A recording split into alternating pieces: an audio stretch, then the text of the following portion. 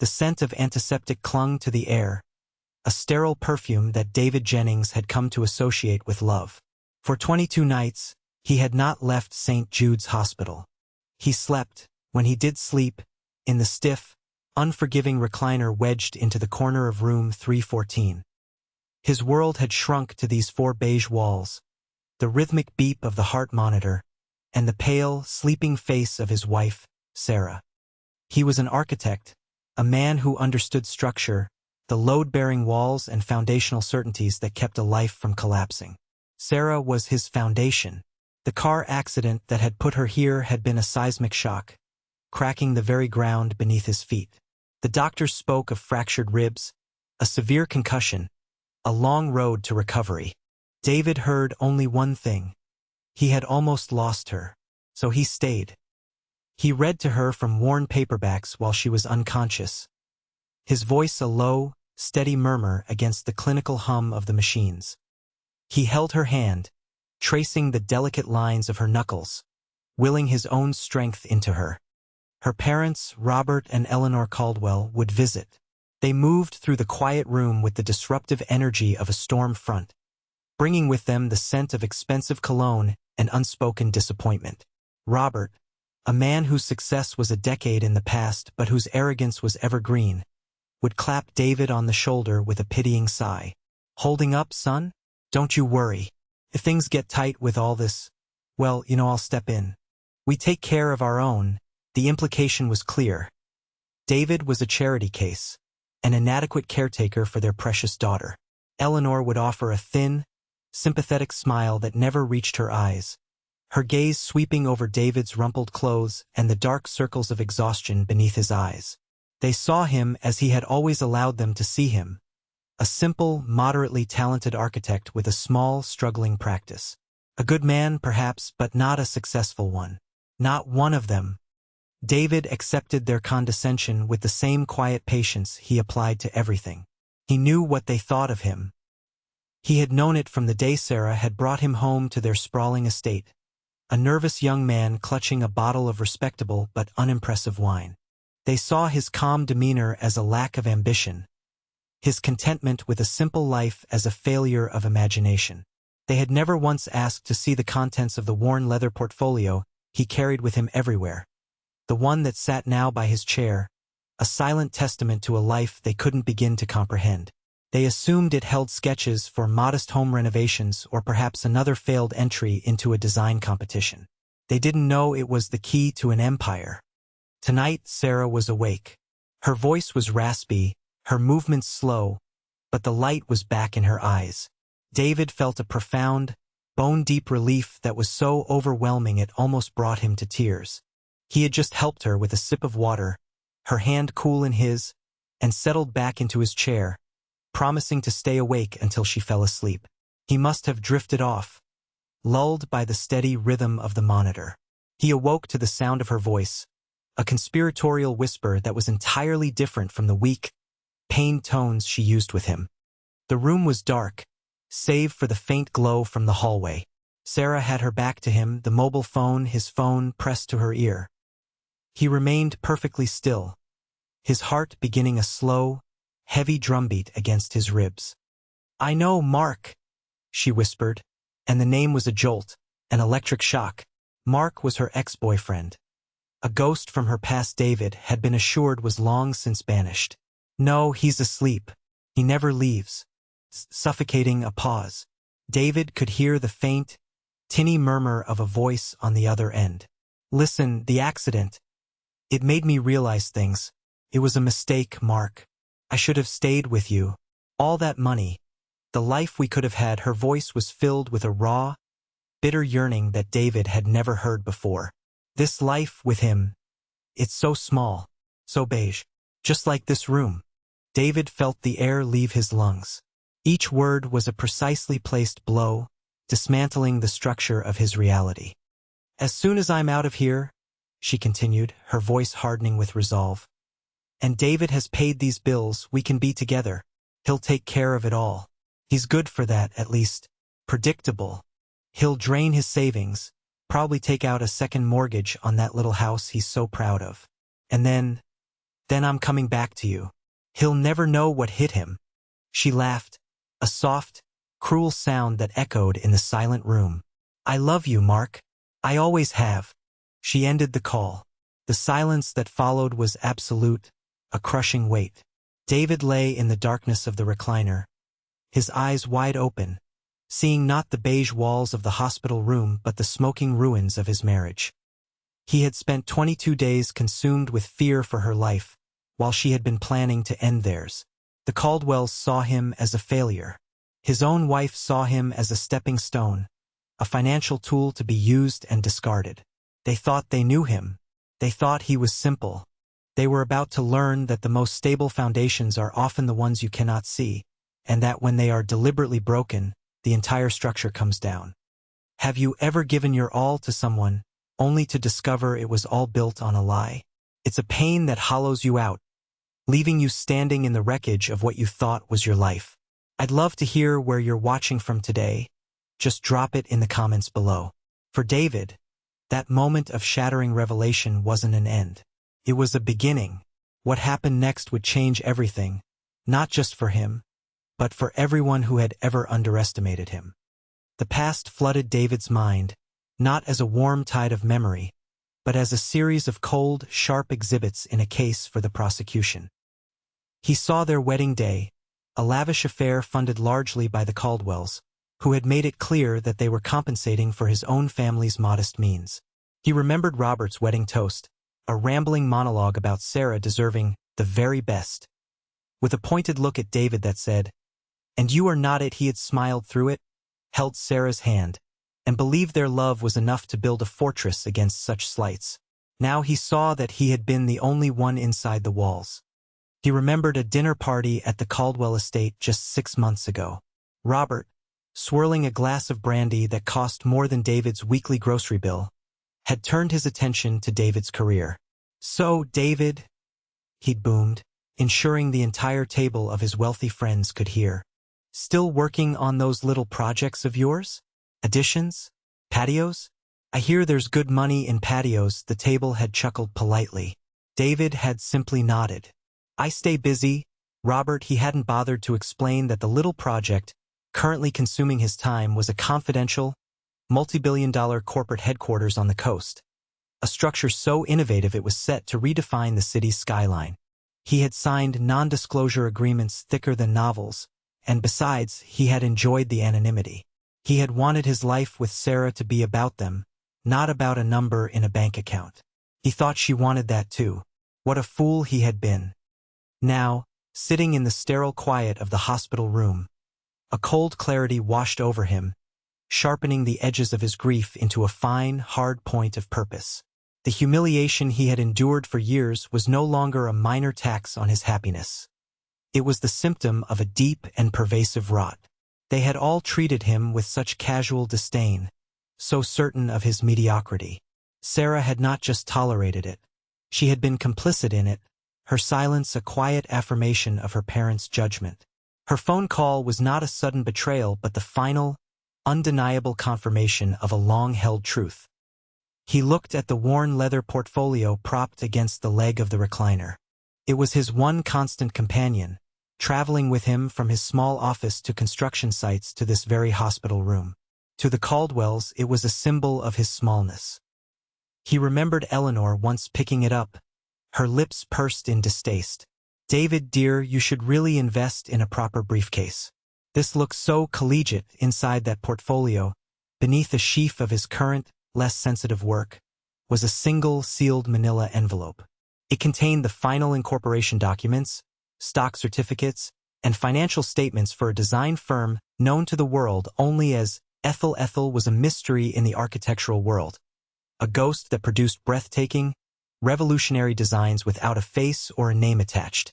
Ethel had won every prestigious award, landed every landmark contract for the past 5 years. And Ethel was him. He had created the pseudonym to separate his work from his life.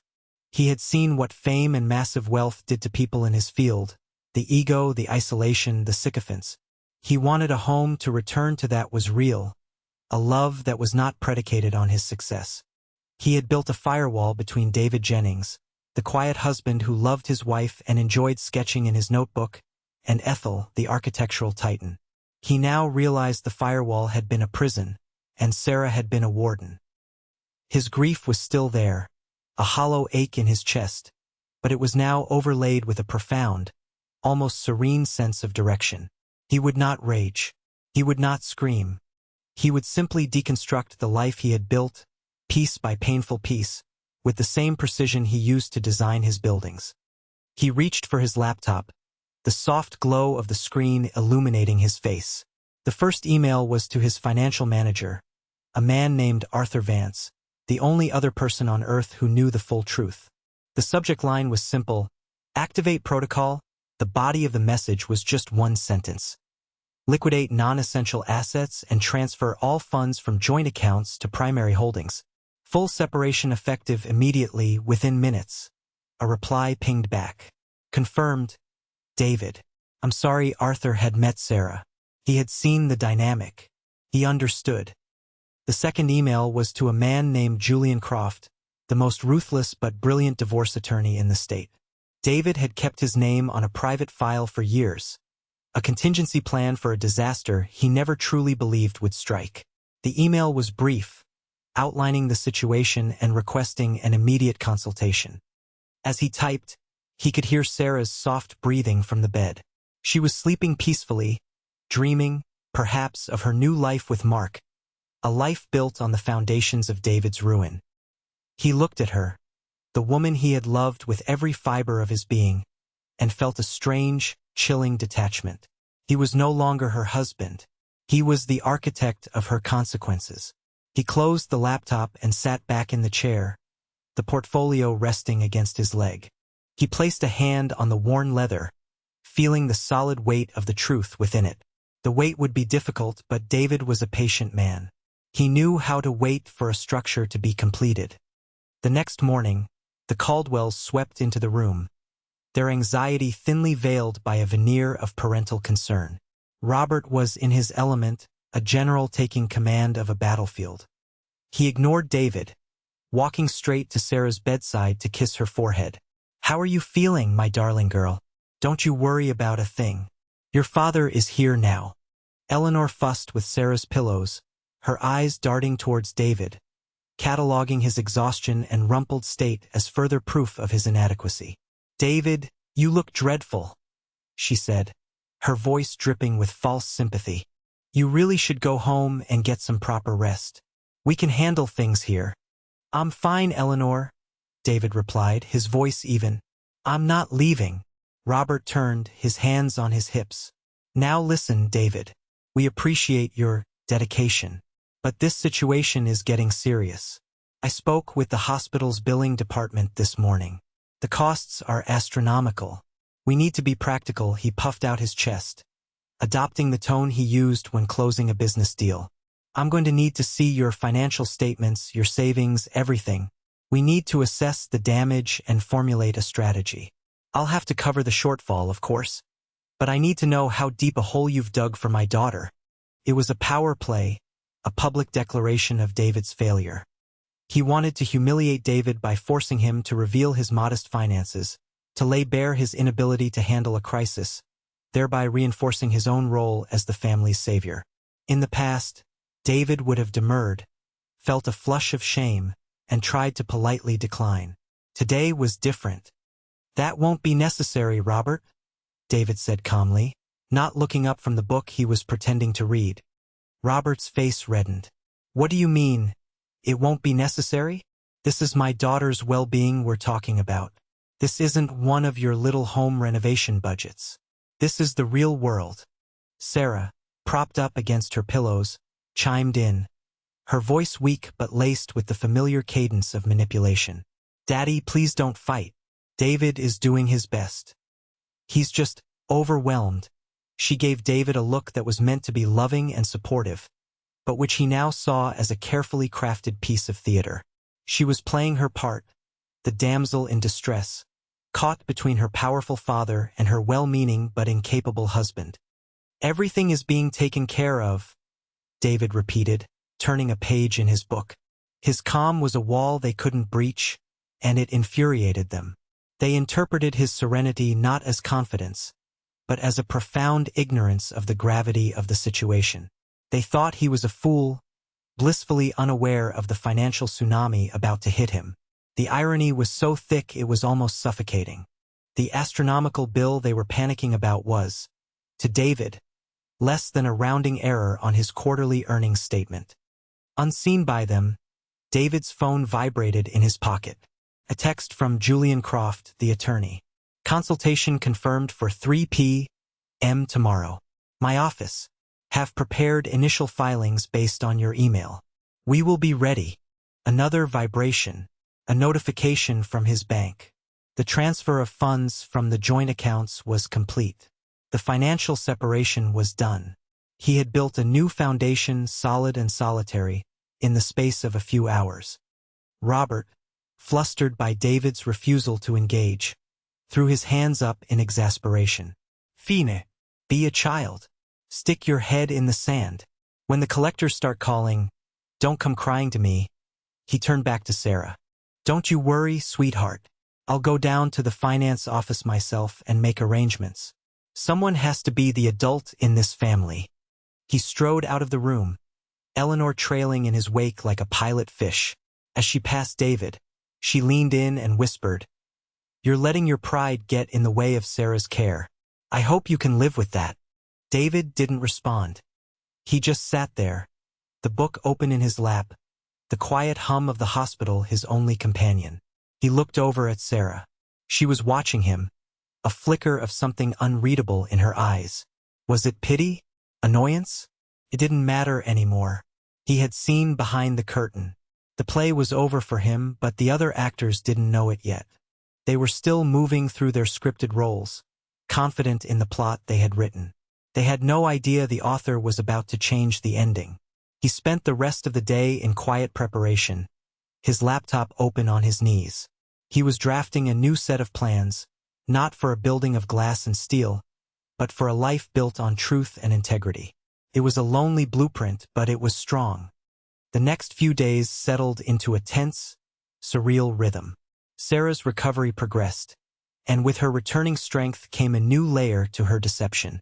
She became the perfect, loving wife, her performance all the more convincing for its apparent fragility. She would reach for David's hand and tell him how the accident had put everything into perspective, how she couldn't imagine a life without him. "You're my rock, David," she would murmur, her eyes glistening with manufactured tears. "I don't know what I would do without you." Each affectionate word was a twist of the knife, a fresh reminder of the venomous whispers he'd heard on the phone. He played his part, the devoted husband, but inside he was a spectator watching a tragedy, knowing the final act was yet to come. He knew she was in constant contact with Mark. He could see it in the way she guarded her phone, the quick, furtive taps of her thumbs when she thought he wasn't looking. The dramatic irony was a physical presence in the room, a third occupant in their hollow marriage. She was planning her escape, confident in the sturdiness of the bridge David was providing, never imagining he was about to set it on fire. The quiet before the storm arrived on a Thursday afternoon in the form of a knock on the door. A woman in a crisp business suit entered, carrying a tablet. "Mr. and Mrs. Jennings? I'm Susan from the hospital's financial services department. I was hoping we could discuss the payment arrangements for Mrs. Jennings's stay." As if on cue, Robert and Eleanor Caldwell, who had been visiting, straightened in their chairs. This was the moment they had been waiting for. This was David's public reckoning. Robert had a checkbook ostentatiously placed on the bedside table, ready for his grand gesture of rescue. His expression was a smug mixture of concern and triumph. "Of course," Robert said, taking charge. "We were just discussing this. My son-in-law has been handling things, but I think it's time I stepped in." Susan, the administrator, gave a polite but firm smile. "Actually, our policy requires us to speak directly with the patient or their spouse." She turned her professional gaze on David. "Mr. Jennings, we have the preliminary total for the services to date. It is a significant sum. We offer several payment plan options, or we can process a single payment if you prefer." The air in the room grew thick with tension. Eleanor looked at David with undisguised pity. Sarah watched him with a calculated sympathy, her role now to comfort him after his inevitable humiliation. Robert leaned forward, unable to hide his glee. This was the final confirmation of everything he believed about David, that he was a small man, out of his depth, incapable of weathering a real storm. David felt the weight of their collective expectations. They were all waiting for him to stammer, to look ashamed, to admit defeat. He met Susan's gaze, his expression unreadable. He reached down and placed his worn leather portfolio on his lap, his fingers resting on its familiar surface. The symbolic object, his secret shield. "Mr. Jennings?" Susan prompted gently, seeing his hesitation. Robert cleared his throat, preparing his speech. "Now, Susan, there's no need to pressure the boy. As the head of this family, I will be assuming financial responsibility." David held up a hand, a small, quiet gesture that nonetheless silenced the room. The authority in it was new, unexpected. He looked at Susan, then let his gaze drift over Robert's smug face, Eleanor's pitying stare, and finally, settle on his wife, Sarah. He saw the flicker of impatience in her eyes. She wanted this over with so she could get on with her life, his money in her pocket. The room was silent. The rhythmic beep of the heart monitor seemed to be counting down the final seconds of his old life. He took a slow, deliberate breath. The quiet was over. The storm was about to break. David's voice, when he finally spoke, was calm and clear, cutting through the thick tension in the room. He did not look at Robert or the checkbook lying like a prop on the bedside table. He looked directly at Susan, the financial administrator. "Thank you for coming up, Susan. But there seems to be a misunderstanding." He reached into the inner pocket of his jacket and produced a single folded piece of paper. He slid it across the small table toward her. "The bill has been settled." Susan picked it up, her professional composure momentarily faltering as she unfolded it. Her eyes widened. It was a receipt, digitally issued by the hospital's central accounting office just an hour earlier. Stamped across it in bold, unequivocal letters were two words: "Paid in full." The amount listed was staggering, a figure that would cripple an average family for a lifetime. A stunned silence descended upon the room, heavier and more profound than before. Robert was the first to break it, his voice a sputtering mess of disbelief. "What? That's impossible. How? You can't possibly." He snatched the receipt from Susan's hand, his eyes bugging out as he read the numbers. "Where did you get this kind of money? Did you take out some kind of predatory loan? What have you done?" David ignored him. He turned his chair slightly, creating a subtle but unmistakable shift in the room's geometry. He was no longer a peripheral figure in the corner. He was now the center, and everyone else was in his orbit. His gaze landed on Sarah, and for the first time in days, he let her see the cold, hard clarity in his eyes. The mask of the doting, worried husband was gone.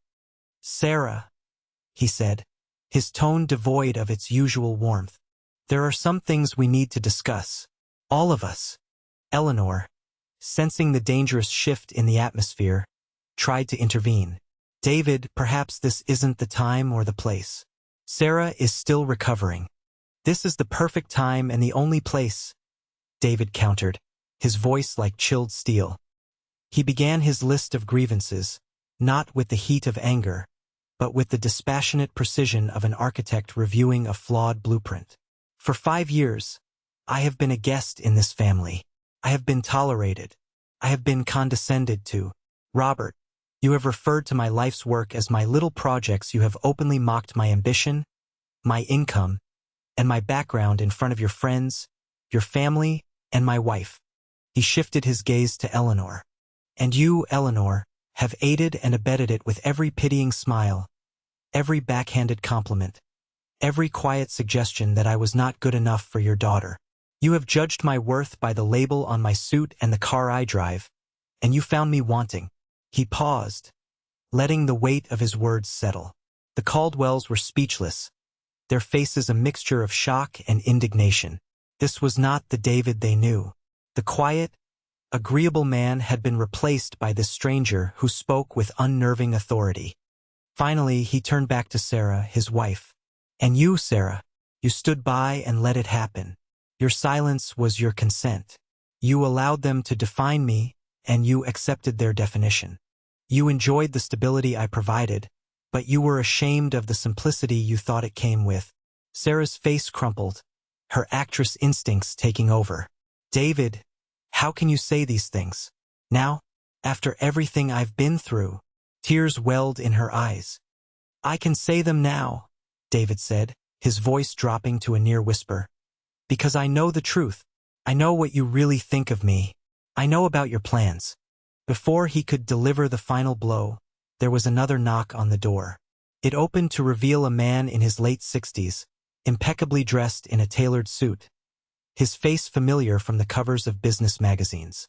It was Marcus Harrison, the titan of real estate, a man whose net worth was measured in billions. Robert Caldwell's jaw went slack. He knew exactly who Harrison was.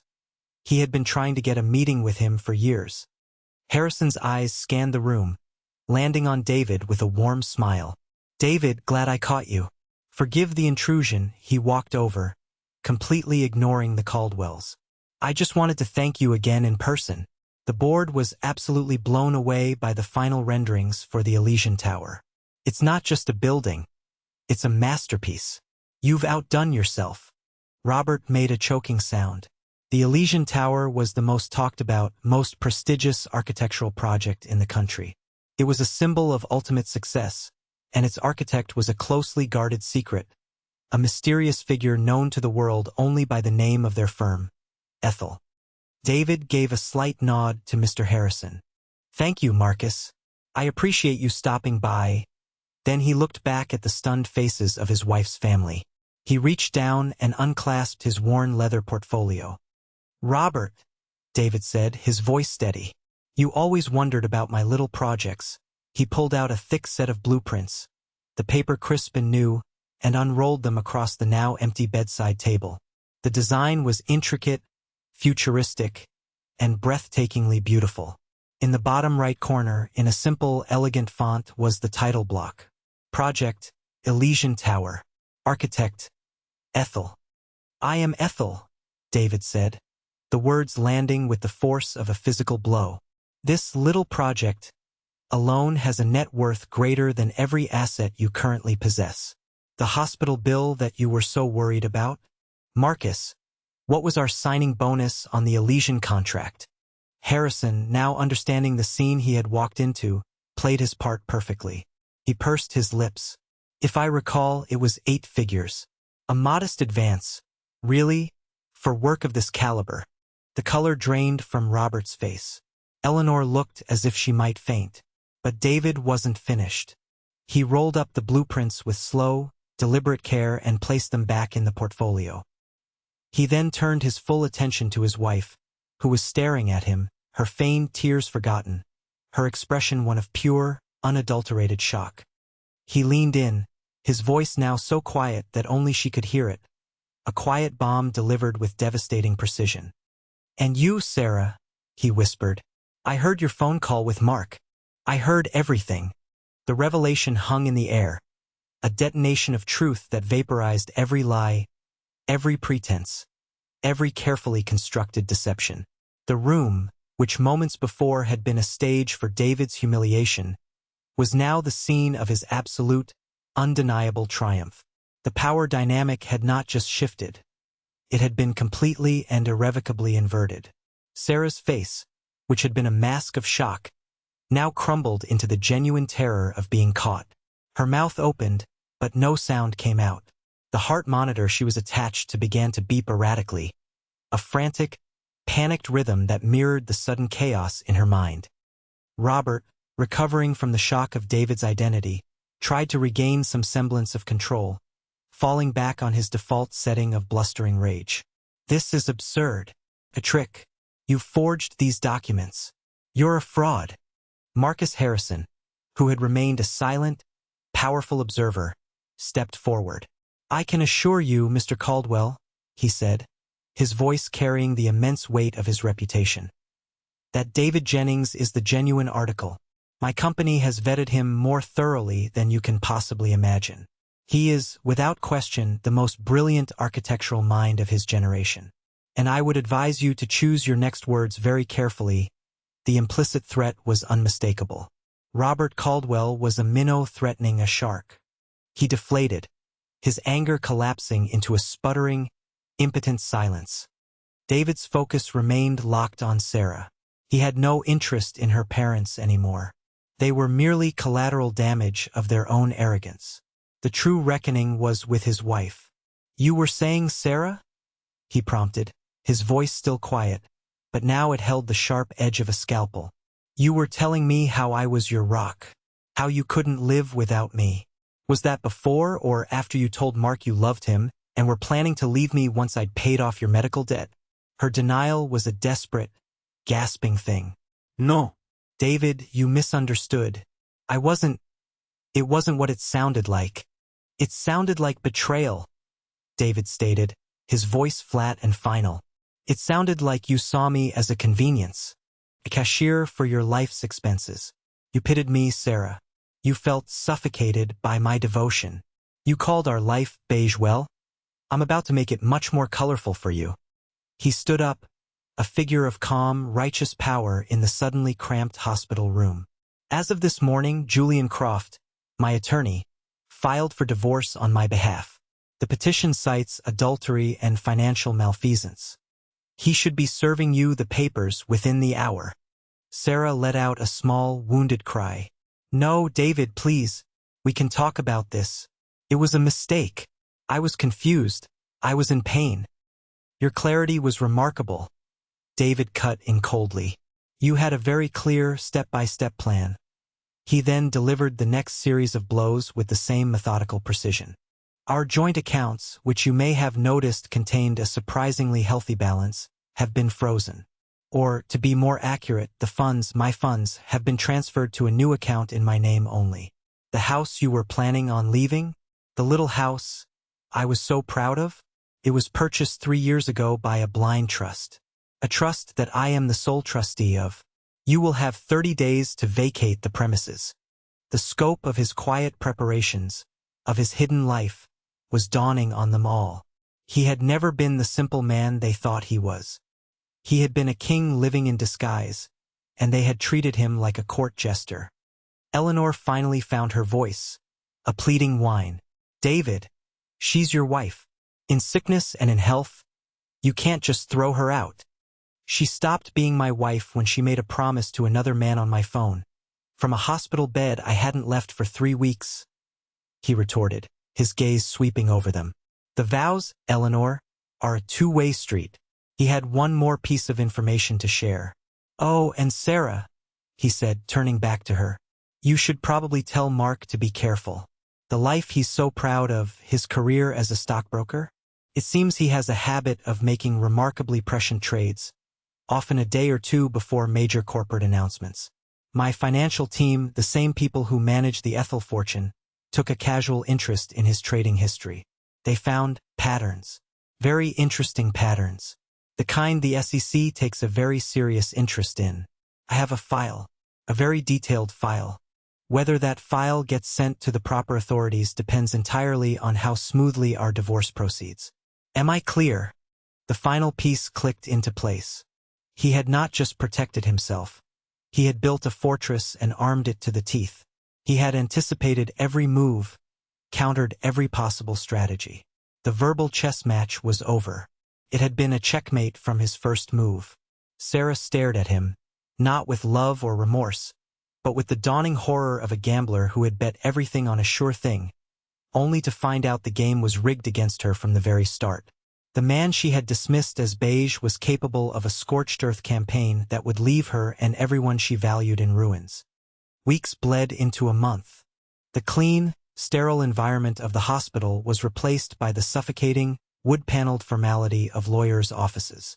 The Caldwells, who had once moved through the world with the easy confidence of the privileged, now looked haggard and diminished. The swagger in Robert's walk was gone, replaced by the stoop of a defeated man. Eleanor's face was a permanent mask of strained anxiety. Sarah, now fully recovered physically, seemed to have aged a decade. The ordeal had stripped away her polished veneer, revealing the grasping, desperate person beneath. They had tried to fight.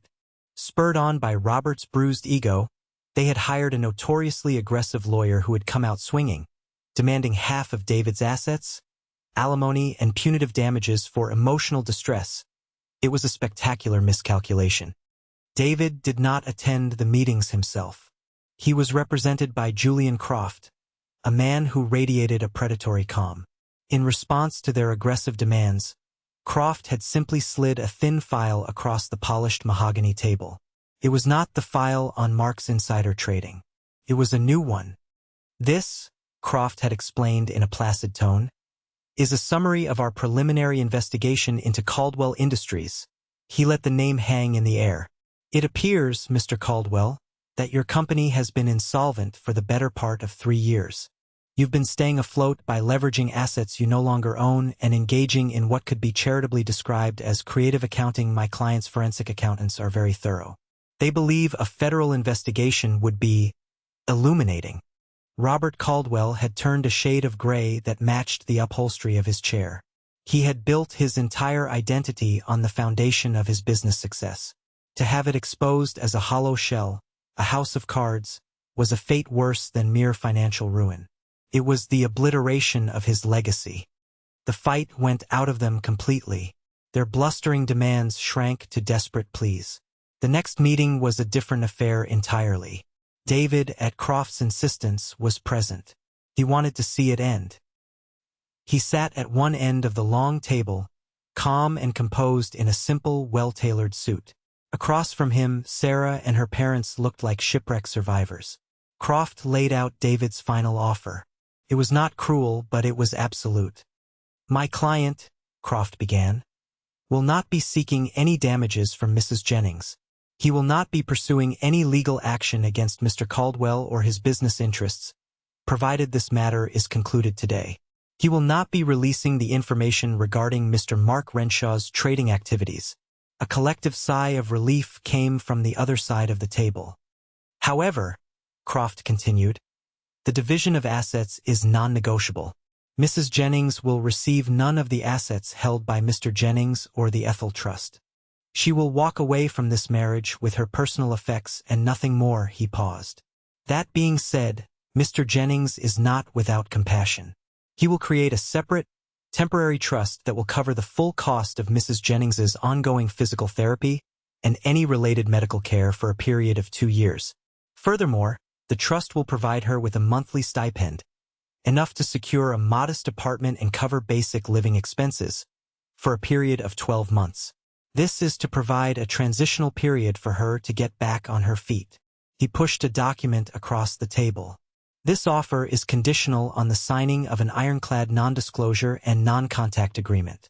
If any of you attempt to contact my client, speak about him to the press, or interfere in his life in any way, all terms are null and void, and all previously mentioned legal avenues will be pursued with extreme prejudice. The offer is on the table for 1 hour. It was a masterstroke. It was not vindictive revenge. It was a clean, surgical amputation. He was giving them just enough to survive, but not enough to thrive. He was removing them from his life while ensuring he could not be accused of leaving a sick woman destitute. It was a moral checkmate. Robert sat in stunned silence, his face a ruin. But it was Eleanor who spoke, her voice thin and reedy. She looked at her husband, then at her daughter, and something in her seemed to break. For the first time, she saw the world not through the lens of their pride, but with the cold, hard clarity of their reality. We accept, she whispered, looking at Robert. We have to accept. It's over. Sarah, tears streaming down her face, gave a single, jerking nod. Her dream of a life with Mark, funded by David, had evaporated, leaving behind only this bleak, humiliating reality. She would not be returning to a life of luxury. She would be starting over from nothing, a beneficiary of the charity of the man she had planned to discard like trash. David watched them sign the papers, his expression unreadable. He felt no joy, no triumphant gloating. He just felt quiet. It was the quiet of a demolition site after the dust has settled, a quiet that makes way for new construction. 6 months passed. The city skyline was changing, and David Jennings was the reason. The name Ethel was no longer a secret. After the divorce, he had stepped out from behind the pseudonym, and the architectural world had erupted. Magazine covers, interviews, and accolades followed. He was hailed as a visionary, a once-in-a-generation talent. He moved his offices from the small, anonymous studio he had maintained for years to the top 2 floors of a skyscraper he himself had designed. The space was minimalist and clean, with panoramic windows that looked out over the city he was reshaping. He was in a meeting with Marcus Harrison, reviewing plans for a new philanthropic project, a state-of-the-art pediatric care wing for St. Jude's Hospital. It was his way of closing the circle, of transforming a place of immense personal pain into a source of healing for others. He felt lighter, more himself than he had in years. The weight of his secret and the heavier weight of his toxic marriage were gone. He was no longer hiding his success or his identity. He was living his life in full, unapologetic daylight. The consequences for the Caldwells had been swift and brutal. As Julian Croft had predicted, Robert's House of Cards business had collapsed without the possibility of a lifeline. They were forced to sell the sprawling family estate, the symbol of their status, to cover a mountain of debt. The auction was a humiliating public spectacle. They moved into a small townhouse in a respectable but far from glamorous suburb. Robert, stripped of his wealth and his pride, became a ghost, a recluse who rarely left the house. Eleanor took a job as a receptionist at a dental office, the daily indignity a constant reminder of how far they had fallen. Their punishment was not a prison sentence, but a life sentence of mediocrity, the very thing they had so feared and disdained in David. It was a perfect, poetic justice. One afternoon, Sarah was on her lunch break from her new job as an administrative assistant, a position she had found after a humbling, month-long search. She was sitting on a park bench, eating a sandwich from a paper bag, when she saw it on a nearby newsstand. A glossy magazine, the kind she used to buy without a thought. On the cover was David. He was smiling, looking directly at the camera with a confidence she had never seen before. The headline read, "David Jennings, the architect of the future." She stared at the image, her sandwich forgotten. She saw the man she had married, but also the man she had never known. The quiet, steady, beige man had been a disguise for this titan of industry, this visionary. She had been living in a palace, convinced it was a cottage. She had held a winning lottery ticket in her hand and had thrown it away because she didn't bother to read the numbers. A wave of regret so profound it made her physically sick washed over her. It wasn't just the money or the status she had lost. She had lost the chance to be with a truly remarkable man, someone whose quiet strength was real, not a performance. She had traded a diamond for a piece of glass, and the knowledge of that catastrophic misjudgment would be her companion for the rest of her life. As for Mark, his fall was just as precipitous. The mere threat from David's lawyers had been enough to trigger an internal review at his firm. They found the irregularities and he was fired. The SEC investigation followed shortly after. His career was over, his reputation in tatters. He had wanted Sarah for her perceived access to wealth. When that disappeared, so did he. He never spoke to her again after the divorce was finalized. He, like the Caldwells, had made a fatal error in judgment. He had seen David as an obstacle, not a force of nature. David looked out the window of his office, down at the sprawling city below. He saw the Elysian Tower, its glass skin shimmering in the afternoon sun. He saw the cranes at work on the new St. Jude's wing. These were his creations, tangible proof of his worth. But he knew, with a certainty that settled deep in his bones, that his true worth wasn't measured in steel and glass, or in the numbers in his bank account. His worth was in his integrity. It was in the patience he had shown in the face of years of disrespect.